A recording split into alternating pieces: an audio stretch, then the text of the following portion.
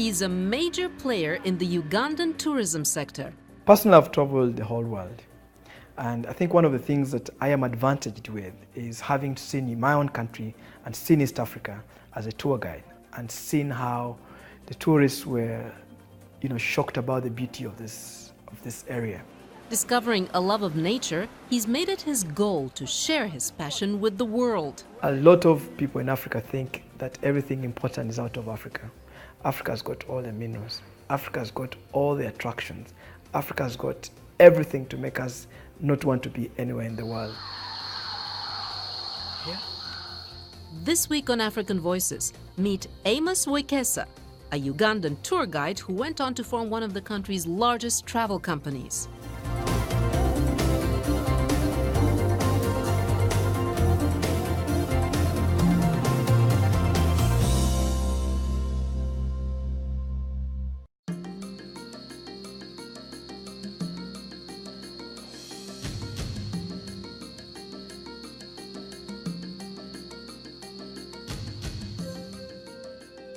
Amos Wekesa was born during the rule of Ugandan President Idi Amin, a time when the country struggled with ethnic oppression. I was born in 1973 in a village called Wakaka on the border of Uganda and Kenya, into a smuggling family.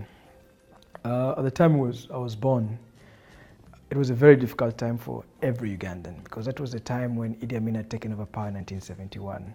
So there was a lot of challenges economically for Ugandans, and so people tried to find ways in which to survive.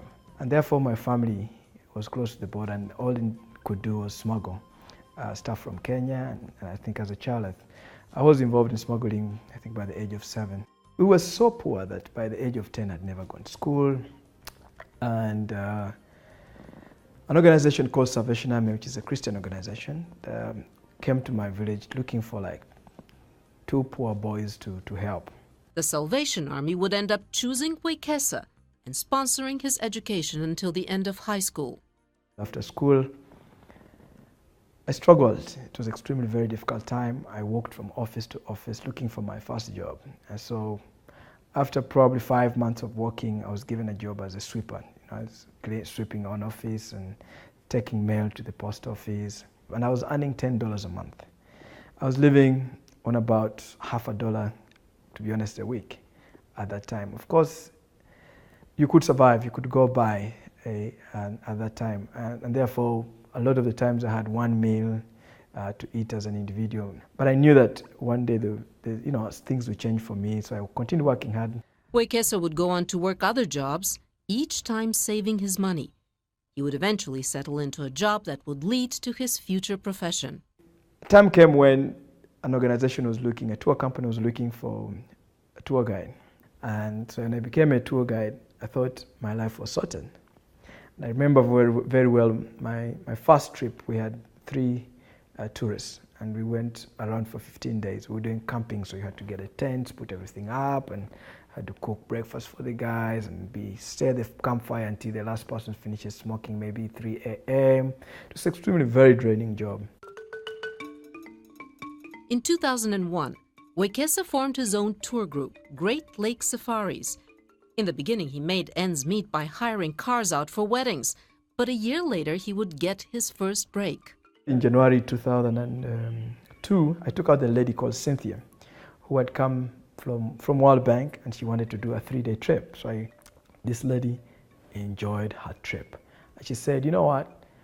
I've enjoyed my trip, and I am going to go back to the US. I am 100% sure that I will do something for you guys. I was like, okay, when she said, I'm going to do something for you, I'm not the type who thinks that people owe me anything. But little did I know that after some time, she would actually recommend us. So in May, she recommended a group that had come to do research on malaria.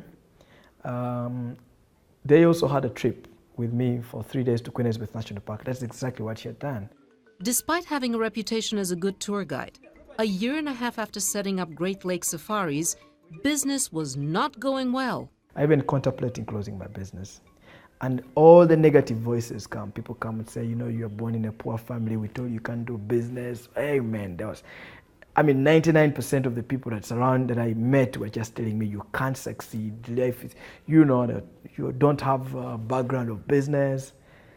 But I knew in my heart that, you know what, I think God has given me this opportunity and tried me out, and I'm going to make sure I succeed in this thing. Wekesa almost closed down his business, but an encounter with an American journalist would soon turn his luck around.